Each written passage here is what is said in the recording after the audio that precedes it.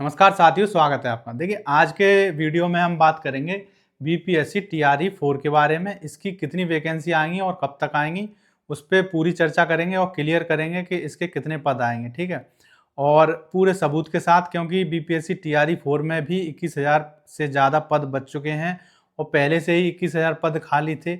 और न्यूज़पेपर में भी लगातार न्यूज़ आ रही हैं कि वैकेंसियों का ब्यौरा मांगा जा रहा है। एस्टेट होगा या नहीं होगा, इसके बारे में भी जानेंगे। और देखिए, ये पॉइंट हैं, इनको देखने के बाद हमको कंफर्म पता चल जाएगा कि बीपीएससी टीआरई 4 में कुल कितने पद होंगे। ठीक है, पद मतलब बातें कौन कौन सी होंगी आज। बीपीएससी टीआरई 3 में खाली बचे हैं ये हैं 21,166 पद। इतने तो खाली बचेंगे, आप न्यूज़पेपर में देख सकते हैं। 87,000 के लगभग इसमें वैकेंसी थी, जिसमें कि इतने पद खाली बचे हैं। ठीक है, कितने शिक्षक फाइनल हुए हैं बीपीएससी टीआरई 3 में?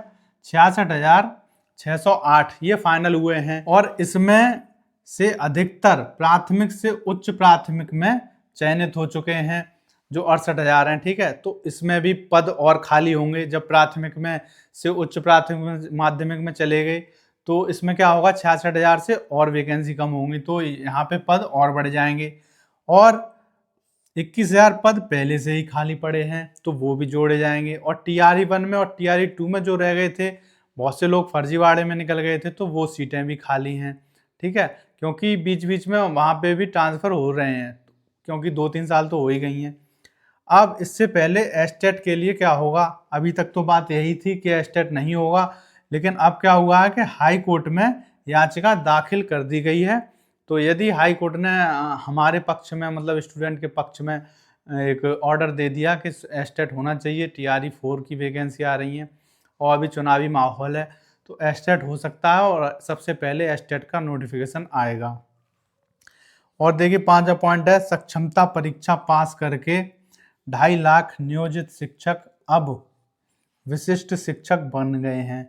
तो देखिए, इसमें भी वैकेंसी बढ़ रही हैं और पहले ही इसमें करीब 1.5 लाख पद खाली बचे थे, जो कि अब टीआरई 4 में कंप्लीट की जा सकती है। सबसे बड़ी भर्ती मैं कहूँगा कि टीआरई 1, 2, 3 से भी ज़्यादा टीआरई 4 हो सकती है, क्योंकि अभी तो न्यूज़पेपर में केवल 50,000 पद दिखाए जा रहे हैं कि 50,000 प्लस वैकेंसी आएंगी, लेकिन इसकी जो वैकेंसी आएंगी वो 1 लाख प्लस आएंगी और हो सकता है 1.5 लाख भी आ सकती हैं।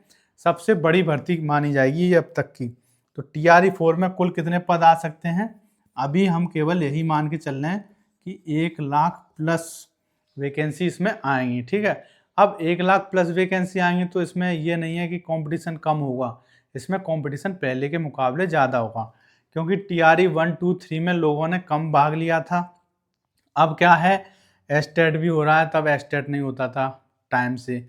अब यदि एस्टेट हो गया तो जितने लोग एस्टेट में डालेंगे उतने ही लोग, उससे भी ज़्यादा लोग, क्योंकि बहुत से लोगों पे सीटेट पास है तो वो एस्टेट का नहीं भरेंगे। तो जितने भी एस्टेट में डालेंगे वो तो टीआरई 4 में डालेंगे ही, अदर स्टेट के भी, और जिनका सीटेट पास है वो नहीं डालेंगे। अब सीटेट पास नहीं है तो वो तो प्राइमरी का नहीं दे सकते, लेकिन सीटेट पास करने के बाद आप जूनियर का और टीजीटी का दे सकते हैं। जिन लोगों का सीटेट पास हो गया है वो एस्टेट का नहीं देंगे, क्योंकि वो प्राइमरी मतलब जूनियर में और टीजीटी का पीजीटी का दे ही सकते हैं।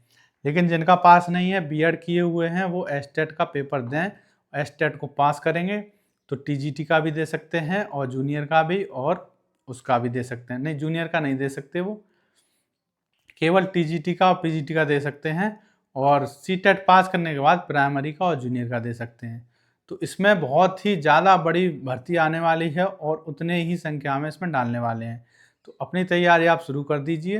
हमारे चैनल पे सामान्य ज्ञान की तैयारी कराई जा रही है, जिसमें आप शॉर्ट नोट्स हैं, आराम से पढ़ सकते हैं और किसी भी एग्ज़ाम में वो काम आ सकते हैं। ठीक है, एक एक दो दो क्वेश्चन हमारे टॉपिक से ज़रूर आते हैं पेपर में, और वही टॉपिक कराए जाते हैं जो बहुत ज़्यादा इंपॉर्टेंट होते हैं। ठीक है, तो मिलते हैं अगली वीडियो में, तब तक के लिए थैंक यू।